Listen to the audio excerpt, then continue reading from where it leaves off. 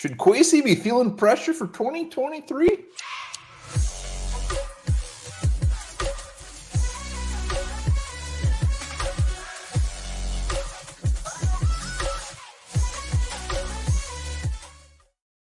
Welcome back to the Onebar Lupagus show. I am Onebar with Lupagus and a hot talker last night on the live show. Everybody Kwesi this, Kwesi that. So we're going to look at this.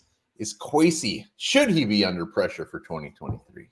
Yeah, before we delve into that, be sure to subscribe to the channel, comment, like, and become a YouTube member. We got a few new ones last night, and it felt great. Hell yeah, it felt great. So I looked this up. I don't know how accurate this is. Sportsology. Never heard of it. No. Research over the past 5 years that the NFL has the lowest average GM tenure of any of the big five U.S. sports. 2.1 years is the average. Wow. Is that right? Seems low, but God, it might be right. Well, I know. I mean, it's a.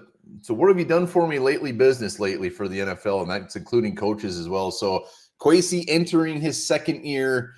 People have their go-tos as far as why they don't like, why they think he's already a bust. But we're gonna hash her out. Well, I think one thing we can start with is kind of making a little scorecard here, looking at the players he brought in, the draft picks he made, the trades he's made, and actually see where he's at. I mean, that's kind of the way to go by it, because, I mean, how else are you going to measure this? Well, yeah, I mean, and another thing to keep in mind, we are coming off of a 13-4 season. That says a lot. People say that it's not his players, or whatever. Yeah, a lot of it was. I mean, he did hire that head coach that got him there. Also, quick, Rick Spielman. The dude was here from 2012 to 2021, and he had some real shit seasons, some real bad ones, some real draft classes.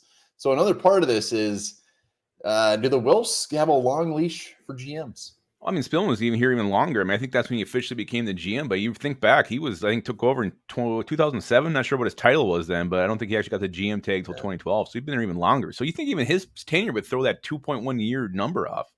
Well, and I mean, Spielman, he drafted Ponder. We had some bad years, some very 5-win seasons. So I mean, we're coming off a 13-4 season. We should be putting that into the conversation. Yeah, for sure. And let's also talk about, obviously he hired Kevin O'Connell, you mentioned it, but changed the whole culture here, a culture of, ruled by fear with Mike Zimmer and kind of just uncomfortableness, not talking to his players, openly bashing Kirk Cousins in team meetings. So that whole culture has flipped. But let's go back and start looking at some of his moves. Last year, the big free agent signings, Harrison Phillips, Jordan Hicks. I mean, they weren't bad. I mean, I don't think you can call those negatives. Well, I don't think they're game-changing moves. They were just puzzle pieces. So it's not fine. like they went and overpaid for any of these guys. They got them at a good price. So as far as anybody they signed, I think that's just fine. And you go back to the draft day trade. I mean, you're more on Kwesi's side than that one. I am at this point. I think right now it's still a push. You need some more production on both sides to really accurately grade this thing. But was it Josh Paschal and Jamison Williams for all the guys we got? Obviously, the way Jamison Williams' career started, it does look like that one might go in Kwesi's favor. Right now, to me, it's still too early to call. Yeah, you didn't call Johnny Manziel a bust for 10 years, so you give a little extra leash on that one. So then let's go into, the draft, his draft class. I mean, other than Ed Ingram, he got barely any production of his first class. So that's I think where a lot of this heat comes from, at least from our viewers, from some fans. And then you look at this class now, Jordan Addison, didn't play in OTAs, has the little incident with the speeding home to whatever dog was giving birth. I don't know what the hell happened. So there's some question marks there. So he really needs to start hitting on some draft picks. Well, I mean, go back to last year's draft. We had 10 players. Potentially 5 of those draft picks could start this year.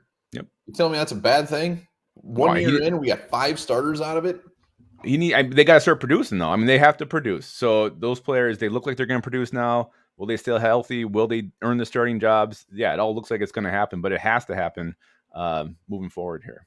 Well, it's a pretty big move to get, if we were to get 4 or 5 starters out of with a roster that's coming off a 13-4 season. I mean, Spielman, I think a year after some of his drafts, I don't even think many of them were even in the league anymore. Yeah, you go back and you look at different draft class. It seems like almost every other year you get one that you hit on a bunch right away, year one production, then the next one you don't get anything.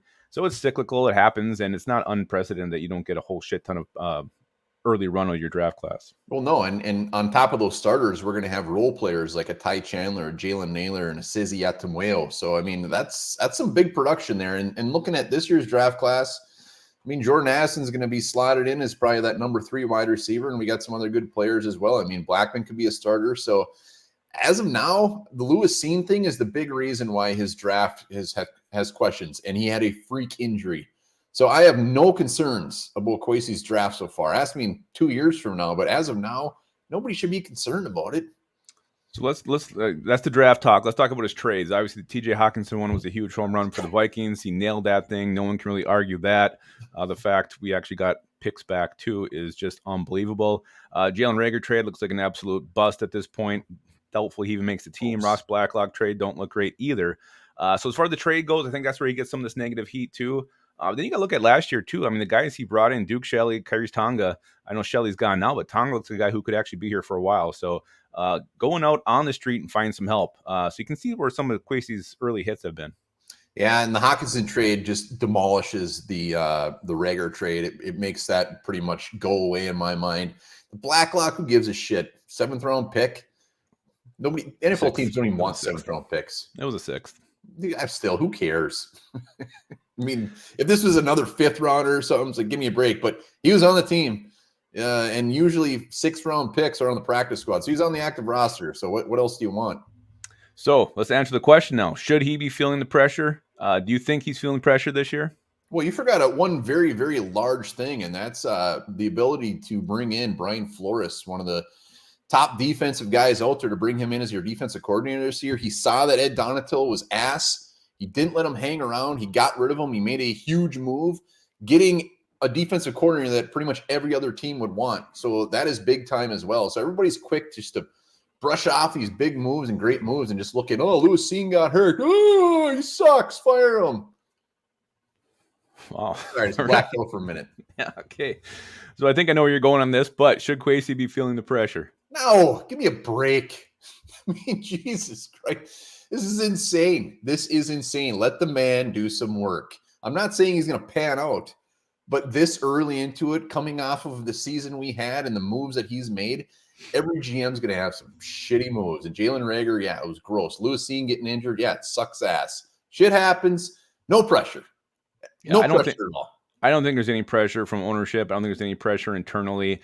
If some of these draft picks don't pan out, if Lewis Cine can't beat out Cam Bynum, if Jordan Addison doesn't do much, I think he'll feel heat from the media, from fans. There may be some of that coming, but internally, no, there's no pressure here. Yeah, let me rephrase that. Pressure as far as like concerned about his job, absolutely not. But I mean, we see the turnaround on the GMs.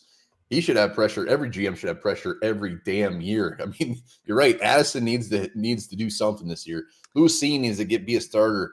Blackman, whoever, we need some starters in here. Ed Ingram needs to take a big step. But yeah, losing his job, no effing way. No, that he shouldn't be worried about that at all. But yeah, I mean, it would be nice to see some of these draft picks and some of his moves start hitting and producing a little bit more. And like you said, they're in line to do that this year. So I expect a huge jump in production from the guys he's brought in. Love it. Kwesi, let's go, baby. Bring us home that beautiful trophy. Oh, can't wait to see it. Kirk's got room for it in his room. All right, guys. I was going to drop this yesterday, but my internet was shit. But here we go. In 1969, a musician named Jim Sullivan recorded an album titled UFO, which featured a song about him being abducted by aliens in the desert. Years later, Jim disappeared and his car was found abandoned in the middle of a New Mexico desert. Great.